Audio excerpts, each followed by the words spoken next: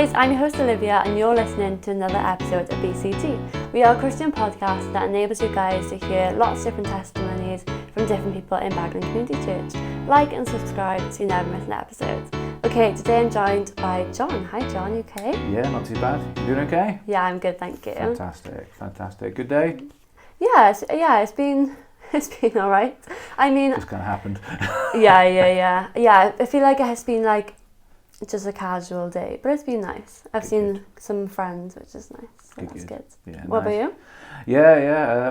We've had our toddler group this morning, which has been really good, really well attended. Talking about Zacchaeus with them, and just spent the afternoon with my dad and my sister. So that was really lovely. So Yeah, cool. Okay, so tell me a bit about yourself then, your likes, your family, and what you do for a living. Cool. Right. Yeah. So I trained. I'll start with that. I'll start with what I trained to do. I trained in theology and youth work to degree level, and did that in Manchester, and then basically set off on a journey of being a youth worker in lots of different contexts. I started off in Cornwall, spent 6 years there, 6 amazing years, such a beautiful county. If I could go back anywhere to where I've visited before or where I've lived before, it'd probably be Cornwall because it was just so beautiful. And then spent 3 years working as a mission enabler for a church, and then COVID hit and I came here. So I suppose that's a little bit about me. Yeah, I'd say very small family. At the moment it's my dad and my sister and me. Family's about to get a little bit bigger. Just got engaged weekend before last. Congrats. Thank you very much. Yes. And Sarah has a very, very big family, so it's going to be that's going to be a bit of a shock for me, for the shock to the system. But yeah, it's always been the four of us against the world. Yeah. What was the other question you asked? Was it? I guess some of your likes. Some of my likes. Oh, crumbs. Like your dad, I am a football supporter. I love Liverpool. Unfortunately, not doing so well at the moment, but. But yeah, I'm a big fan of football. I am a bit of a comic book nerd, so I love reading comic books, not just the movies, not just the MCU stuff, but all of the recent stuff that's being published as well, which is a good thing. And recently, I've really gotten into The Chosen as well. Me and Sarah started watching The Chosen together, and we've really just. Have you seen The Chosen? Episodes, yeah. Me and my dad watching it. Yeah, we're really enjoying it. Just like it's kind of that. They did the thing. Yeah. Did the thing. He said that phrase from that we were reading the Bible. It's just brilliant. So it's cool. So that's I guess that's me at the moment. So that's can't really think of too many more likes at this moment in time, but I'm sure more will come to me. I mean, you're on the band, aren't you? This is true. Thank you for prompting me. I do love being part of the worship team here. It is it's such a joy. We've got so many great characters, so many great musicians. I love the interactions, all the jokes we share in good friendly way, but also just the music as well, just being able to play. I know I play both guitar and drums. If I had to choose one, I think your dad asked me this, and I'd say possibly drums. I really do enjoy kind of the freedom that gives me to just kind of express and just really engage with worship. So I love music. I love listening to music, all different genres. But I've been pretty into classical of late, so that's on my radio playlist. So, don't ask me any questions about people and types of music. I just enjoy it. So cool. Yeah, music is good. Right, what was your life like then before you became a Christian? Cool. So I grew up in in what is called a Christian household. As in, both my parents were Christians, very, very passionate Christians. So God has always been a key part of my life. He's never not been there. Like from a very, very, very young age, the idea of God has always been there. I know this is probably going to sound like a very weird thing, but both my parents wanted to try and do parenting. I wanted to try and do like every parent, I suppose, try and do it the right way. So kind of as even when I was in the womb, they were praying over me, and so I can say that God was part of my life even before I was born, which is awesome. But yeah, so I'd always grown up knowing that kind of God existed, and we used to go along to a Christian festival called Spring Harvest. Okay. And I think it was when I was 6 or 7, I decided that as a very young child I wanted to follow Jesus for the first time, but I don't think I really got what that meant until probably my teenage years. I knew that it made sense in my head for Jesus to be there, but I didn't really understand exactly what that meant. I don't think I really got what that meant with regards and what it means to you, and what it means to what Yeah. it means to me as well. Yeah, I think in that period, very much so, before I truly got it and what Jesus had done for me on the cross and all that, I think I was just so fearful. There was so many fears that I had. I was scared of everything. I was scared of getting ill, scared of being on my own, scared of the dark, scared of this, scared of that, scared of getting ill, all of these different things. And yeah, I just had this huge fear of so many different things with regards to it all. And like, most of them completely irrational stuff as well. I was going to say I had a lovely family environment with me and my sister kind of growing up, so loved and stuff, but just in the midst of it all, just feeling just afraid of random things, just completely things that didn't make any sense. So, and then I think, so that was really my life before I truly got it. I remember when I was in year 7, and yeah, I was so fearful of being on my own at that moment in time that I remember I would usually go to walk to school with my friends, and for some reason my friend wasn't at the house where he should have been at. He was at his other friend's house, who I knew where he lived as well, but because this pattern had been lost in my head, I literally ran crying home. I was just so fearful of being on my own, so fearful of change, so fearful of all these sorts of things. So yeah, that was really my life before I truly got what it means to be a Christian. So yeah, that was my experience, I think, for me, definitely. So tell me about then when you accepted Jesus into your life. Yeah, so as I said, technically I accepted it when I was 6 or 7, but I don't think I really got it until I was probably about 13. Okay. And kind of, yeah, at that moment I was at a Christian festival called New Wine. Lots of Christian festivals growing up, it was just bouncing from one to the other. But yeah, I was at this Christian festival, and I don't know how to describe it other than there was a band called Delirious we used to listen to back in the day. They were one of the earlier Christian rock bands. And they had a song, sometimes we sing it in church, called Majesty, or Majesty, Forever I'm Changed by Your Love, and all these sorts of things. And I'd heard the song so many times, I'd listened to it on tracks and all these different things. But this time they were playing it live, but whilst they were playing it live, they were showing pictures from a movie called Jesus of Nazareth, and they were showing the crucifixion scenes. So that was like, I don't know how to describe it other than the PG version of the Passion of the Christ sort of things. But I think at that moment, just seeing those images and just suddenly hearing those words, for me, it just really hit home what Jesus had done for me on the cross. I'd made a decision, yeah, it makes sense to be a Christian. Obviously, all of my family are Christians, that makes sense to be a Christian. I want to go to heaven, all these sorts of things. But I think it was at that point that I realised Jesus had died for me. And he had set me free from so many different things, and he set me free. He didn't want me to be fearful. He didn't want me to be constantly afraid.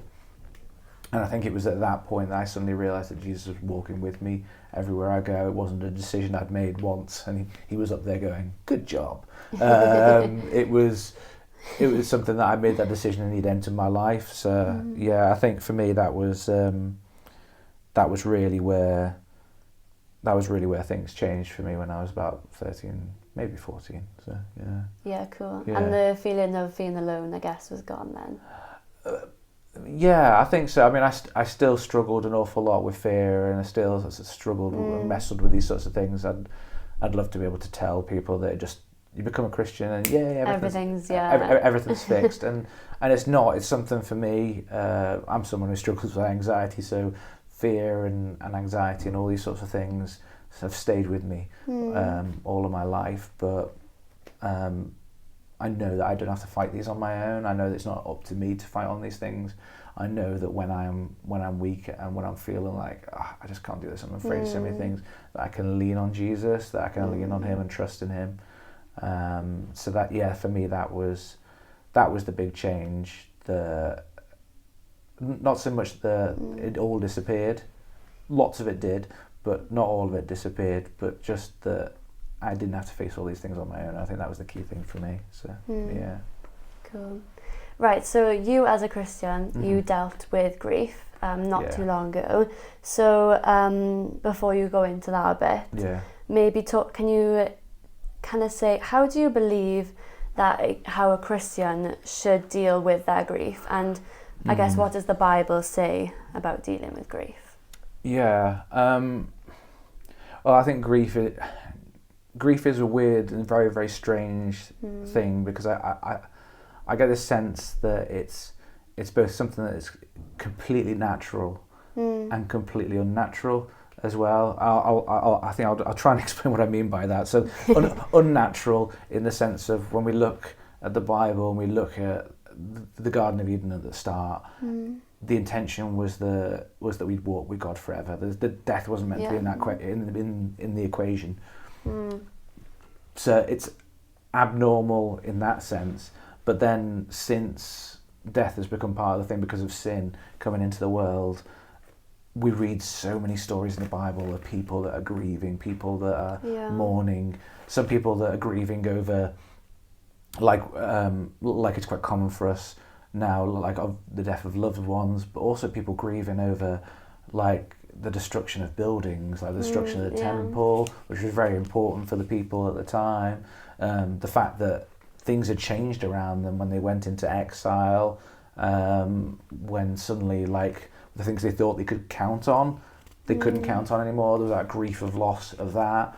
So when we kind of look at the Bible, I think we see so many examples of mourning in the Bible, of grief, and we see that actually it is something that happens, and there's lots of references to a period of mourning as well, people being given time to go through mourning. It's almost like God saying, this is going to be a tough thing, this is going to be something you're really going to struggle with, because it was never meant to be part of my perfect design. So I want to make sure that I give you all of the time that you possibly can need to go through that grieving process. As I say, some of the thoughts that come to mind, or some of the little Bible passages that come to mind, is when we think about wives losing their husbands, which was quite common then, because usually the age gap was a lot more than it is now. But they were encouraged to have a period of mourning before they went to try and find another husband, or to go out and start relationships afresh and stuff like that. And so I think kind of looking through the Bible, I think we can see that dealing with death, mourning, all of these sorts of things are normal things, and the things and God wants to really support us in that. It's not something we want to travel in alone, and especially when we look at some of the Bible characters as well, these aren't people that are quietly shedding a little tear like you see in some of those movie clips, where it's just like the person's sad but they've got to be stoic and they've got to hardly show an emotion. You just hear like a single tear roll down the chin. No, these are people that are wailing. These are people that are tearing their clothes. These are people that are really expressing all of their emotions in their hurt and in their grief. So I think what we see within the Bible is that grief was never meant to be part of it. But when it became part of the picture, God wanted to give us the time. He wanted us to express ourselves. He wanted us to just kind of really go into that, and try and how we should kind of deal with it is sort of by expressing our emotions, and that's okay. It's okay to grieve. It's part of where we're at in this state that we're in at the moment. So yeah. No, definitely. Yeah. It's just important to be honest, isn't it? I think so honest with where you're at. I think that's what we see from all the biblical characters, is that they're really honest about all of these things. I mean, one of the characters that comes to mind is Job. Like, he's so honest with his friends about, like, I've lost lots. I've lost family members. I've lost my livelihood. I've lost cattle. I've lost possessions. I've lost all these sorts of things. And I'm really in deep sorrow at this moment in time. They're being so honest and so vulnerable with the people around them. But I think also being honest with God about it as well. Yeah. I mean, we can go through all of the Psalms, and there are some great songs about praise, but there are also some songs that are mourning where David's like, what's going on here? And it's really expressed himself to God, like, how do I deal with all of this? People are trying to kill me. I've lost sons. I've lost all of these sorts of things. How do I deal with all of this sort of thing? So, definitely being honest with God as well as with each other. It's so important, Okay, right, next question. How should we, as Christians, comfort a grieving person biblically? Oh, that is, I think, I'd love to say that there's one right answer for it, but I suppose there is, like, there is one answer that comes to mind, I suppose, looking at the Bible. I think the story that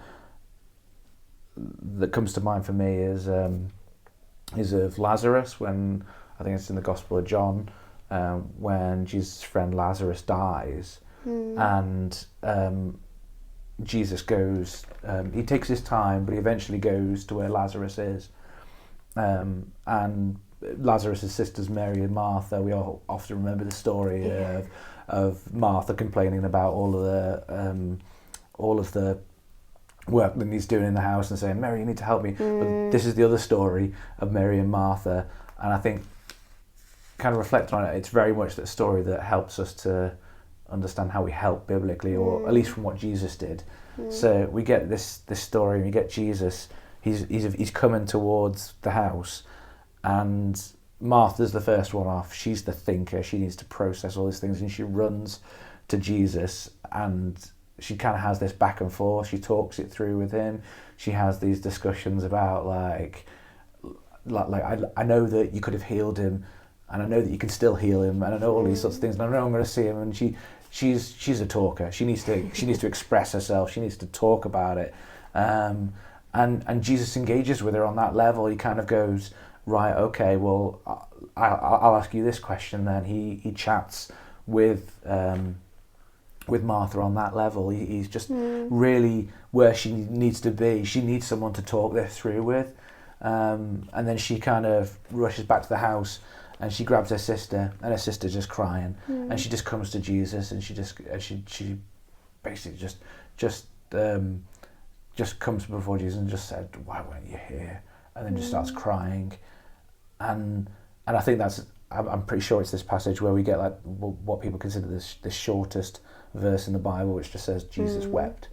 And I think it's kind of reflecting on that. How do we help someone who's grieving? I think that in Jesus' responses to the two of them, we can kind of see how we need to do it. We need to look at that person and say, what do you need? What do you need at this time? Do you need somebody to talk to you, to talk it through? Do you need someone to have a cup of coffee with? Do you need someone to just, like, I didn't understand it, they had cancer, I thought they were getting better, all of these sorts of things. Is that what they need at this time? Or do they need someone who's just going to sit with them and just going to weep with them and just going to sit in that moment with them and just not try and say anything, not try and change anything, but just give them space and just listen. And I think, probably if Lazarus had any more siblings than just Mary and Martha, we probably would have seen loads of other ways that Jesus would have come forward, and he would have met them where they were at. But we just have these two examples of just one that just needs to talk, one that needs to talk it all out, and one that just needs to be still and wait. So I think if we want to take that biblical model, really, it's just look at what what that person needs. Definitely pray about it as well, but look at what that person needs. Are they somebody that needs to talk it through? And kind of in the role I've done in this church, kind of working as a pastoral, I've seen people just need to talk it through. They just need to have conversations. They just need to chat it through. But there are some people who just I need to do it on my. I need to just weep. I just need you to sit with me. So I think biblically that's kind of what we see is that that's how we need to do. Just look at what that person needs and just try and respond to them and give them space, and give them time as well. I mean, we see, like, as I mentioned earlier, there were times of mourning. God recognised that people can need time in this moment in time. I mean, so today's the 2-year anniversary of my mum passing away. So 2 years, that's a long time, isn't it? But there's an aspect of me that still feels a little bit in that period of mourning for her, of those losses and stuff like that. So it's, it is one of those, really, really, really tricky things. But look at what that person needs and respond to them biblically. Just take the Jesus example. Weep with those who need to weep, and talk with those who need to talk, really. So good advice.